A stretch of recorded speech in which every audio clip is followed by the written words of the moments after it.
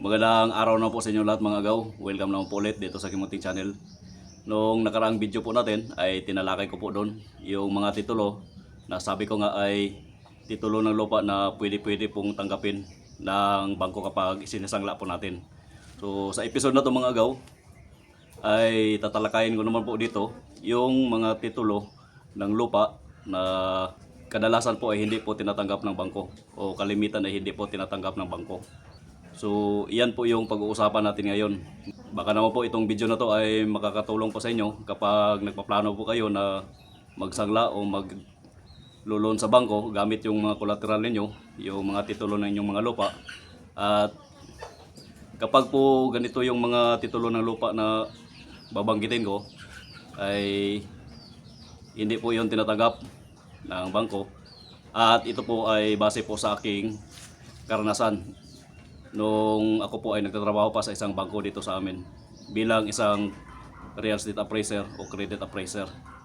Ang unang-unang klase ng titulo ng lupa na babanggitin ko po dito ay yung Republic Act 6657 o yung CLOA kung tawagin, o yung Comprehensive Land Ownership Award na titulo. Itong titulo na to ay ito po yung bali award ng mga beneficiary ng lupa na kanilang tinitikan po sa mahaba na pong panahon. Ito po ay ina-award po ng gobyerno sa kanila at yun po yung nagiging award po sa mga tenant beneficiary. Bakit po itong titulo na to ay hindi po tinatanggap ng bangko? Sa kadahilanan po na meron po itong prohibition sa batas na bali meron po itong 10 taon na ipinagbabawal po ng gobyerno na pwede po itong i-convey o ilipat sa ibang pangalan o isangla o gagawing collateral sa anumang klaseng loan at kahit ano pa man, hanggang sa ito po ay nagiging fully paid na po yung mga bayarin dahil itong lupa na to, CLOA, ay meron po itong repayment installment hanggang sa 10 taon po. At ang nagbabayad po nito ay yun pong mga tenant beneficiary. So yun po ang dahilan bakit ito ay hindi tinatanggap ng mga bangko. Kung mamarapati niyo po ay pwede niyo pong basahin yung sa Republic Act number 6657 o yung Comprehensive Agrarian Reform Law ng 1998. Mababasa niyo po doon yung nakapaloob ng mga provision doon sa about sa titulo nito, yung CLOA title. Yan. Next naman po ay yung Emancipation Patent o Presidential Decree number 27. At ito po ay mga alienable lands na pwede na pong tituluhan nung mga actual tillers, yung nagtatrabaho ng lupa na to sa mahaba-haba na pong panahon at nagiging qualified po sila na mag-apply po ng mga emancipation patents. Yan. So ito po ay magkasing tulad lang din po sa CLOA na titulo. So itong emancipation patent ay hindi rin po ito tinatanggap ng bangko sa kadahilanan po na magkasing tulad lang po ito doon sa CLOA na titulo. Yan. Next naman po ay ito po yung Residential Pre-Patent Agreement na nakapaloob po under sa Commonwealth Act number 141. Ito rin pong klase na titulo ay hindi po tinatanggap ng bangko dahil meron po itong mga provisions under sa batas na to na nakapaloob po sa Chapter 13,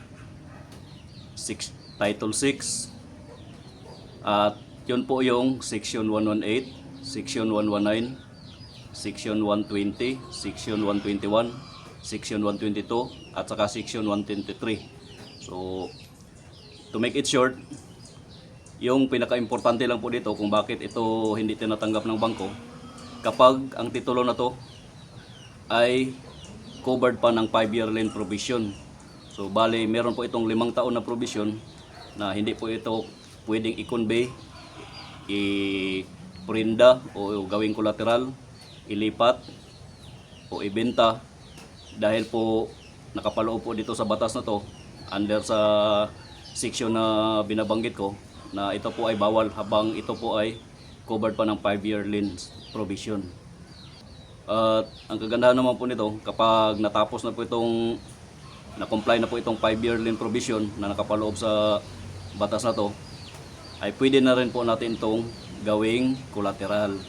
At pwede na rin po natin itong ibenta, i-convey sa ibang tao dahil hindi na po ito saklaw nung provision na ron, nung provision na yon under sa section 118, 119, 120, 121, 122 at saka 123. So yun po yung dahilan kung bakit po itong pre-patent agreement, residential pre-patent, ay hindi po tinatanggap ng bangko. Pero meron po itong bagong batas. Meron naman pong bagong Residential Pre-Patent Act. So bali ang kaibahan lang po nitong Republic Act number 10023 o yung Residential Pre-Patent Act ay tinanggal na po yung mga provision doon na nakapaloob po sa Commonwealth number 141. So yung section 118, 119, 120, 121, 123 at saka 124 ay tinanggal na po doon sa titulo ninyo. So kapag kayo po ay nag-apply ng Residential Pre-Patent Act sa DENR at ang na-issue dito ay yung Republic Act 10023, yan. So by the time of issuance ng title, paglabas ng title o titulo nyo at nahawakan nyo na po, kaagad-agad pwede nyo na rin po yung ibenta, isangla o iprenda sa bangko dahil ni-remove na po yung provision na yon o yung restriction na yon na nakapaloob doon sa Commonwealth Act number 141. So bali malinis na po yung titulo na hinahawakan nyo kapag yung issuance nyo ay under sa Republic Act 10023 o yung Residential Pre-Patent. Yan. So yun po yung kagandahan ng bagong batas ng Residential Pre-Patent Act, yung 10023. Yan. Next naman po ay yung titulo na meron pong nakasulat na road lot. Yan. So kahit na may titulo po kayo, kapag meron pong nakasulat na road lot ay 100% hindi po yan tinatanggap ng bangko. Dahil po ika nga nila ay it is beyond the commerce of man. So hindi po yan tatanggapin. Makikita nyo po yung naka-indicate doon sa under sa title, TCT number, blank blank blank. Meron po doon sa baba noon, meron po yung mababasa nyo na description na as road lot po talaga na titulo. Itong road lot na description na to at itong title na to ay bahagi ng inyong pagpapasubdivide ng inyong mga malalaking yuta. Bali pinagsubdivide nyo, halimbawa 100 square meters, 10 tipak ng 100 meters, 100 square meters, meron po yang propose na road lot kapag sinorbe po yan ng mga professional geodetic engineer. Dahil po kapag meron po kayong pinasubdivide na marami pong cuts yung lupa nyo, ay hindi po yan ina-approve ng Bureau of Plans kapag wala pong road lot. Yan. So yan po yung rason na hindi po tinatanggap ng bangko yung mga road lot na titulo. Dahil sabi ko nga kanina, it is beyond the commerce of man na po. So next naman po ay yung cemetery lot o yung cemetery land. Obvious naman po, hindi po yan tinatanggap ng bangko. Dahil po, hindi po yan matatransfer. Marami pong claim niyan. Marami pong claimants niyan.